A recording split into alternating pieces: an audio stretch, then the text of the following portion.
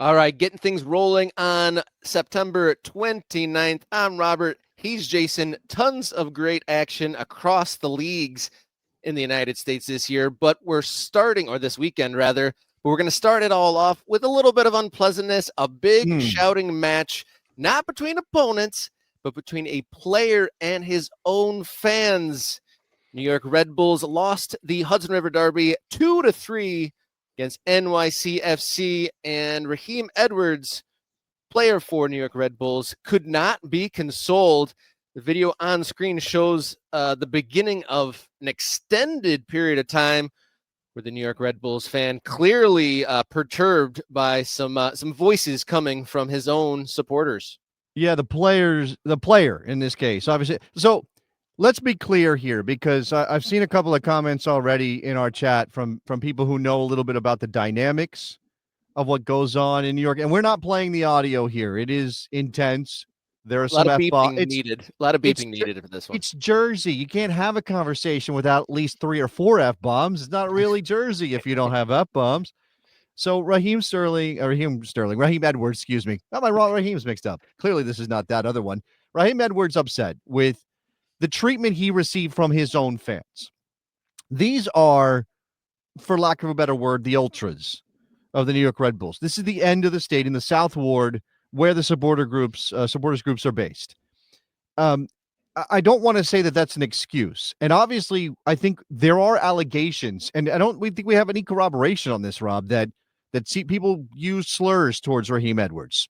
I think in the day and times that we live in, that's not a far stretch of the imagination to think that could happen. But I mean, we don't want to jump to the conclusion. We don't know, right? It's also important to note that this is not all Red Bull fans, right? Like, not all Red Bull fans are screaming things at Raheem Edwards. Now, in the beginning of this video, the audio that we're not playing, somebody says, "This is the one you can't lose." There are other curse words thrown at Raheem Edwards. You know, the Red Bulls lost this game, the Hudson River Derby, to their cross-river rivals, and so passion was high. You know, the vibes were bad. There's a very good chance now, based on the fact that the Fire beat Columbus this weekend, that the Red Bulls are going to miss the playoffs for the first time in basically forever. So, you know, I don't want to excuse bad behavior, but I think it's pretty clear that there was something said that was not appropriate, right? Why would Raheem Edwards, a guy who is a professional soccer player and has probably dealt with fans unhappy with his performance before. I don't know how online he is. If he's online, he probably sees stuff all the time. Why would he react this way unless it went beyond the normal stuff? That's my question. Yeah, because usually, I mean, you often see some words exchanged at the end of games, passionate fans, passionate players, all that stuff. But this is a really extended exchange. This isn't just like a couple words like F you, buddy, F you, this and that, and then walk away. Like, how many people on the Red Bull staff had to get in the way there? And I'm not sure we cut away there. Did he actually hop the advertising boarding? I believe we got to the end and he walked away. So there was So that's good. I'm glad he didn't hop the boards there. But if you look at the table, you know, obviously this was at the end of the Hudson River Derby. And, you know, this gets contentious between New York Red Bulls fans and NYCFC fans. And then with the New York Red Bulls are on the outside looking into the playoffs. So you have the angst of underperforming through the season, the angst of being on the outside looking in, and then losing to your inner city rival.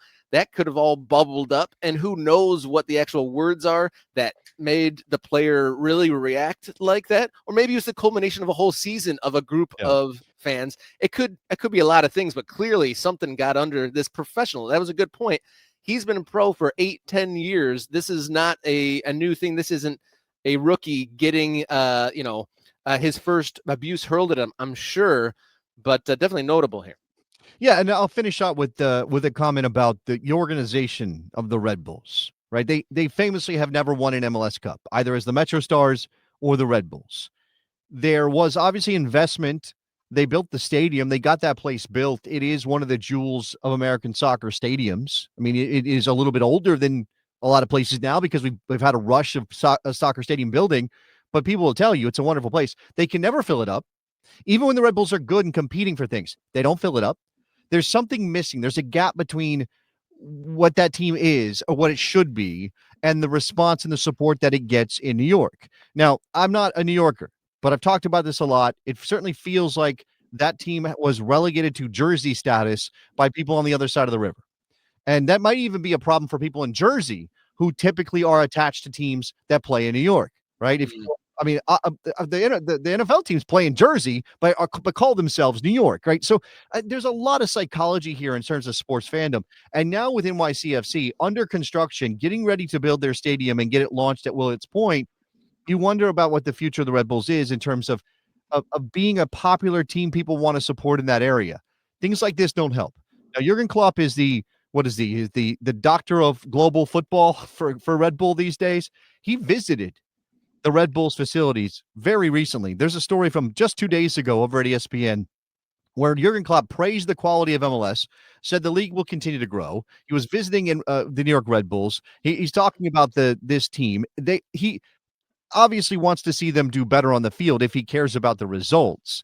So maybe there's something coming that will push the Red Bulls to a different level if Jurgen Klopp, who Pamit says was at the game, if Jurgen Klopp sees he can bring something from the Red Bull Global organization to the table here, because there's always this sense that the New York Red Bulls are second or third or fourth in the pecking order of the Red Bull Global conglomerate. And I don't like multi-club ownership to begin with, but if you're going to have it, you certainly want your parent organization to treat you seriously. At least higher on the food chain. If yeah, like you said, are they second, third, fourth, or fifth string there? And just frustration not only this year but for years past, maybe playing a part in that confrontation.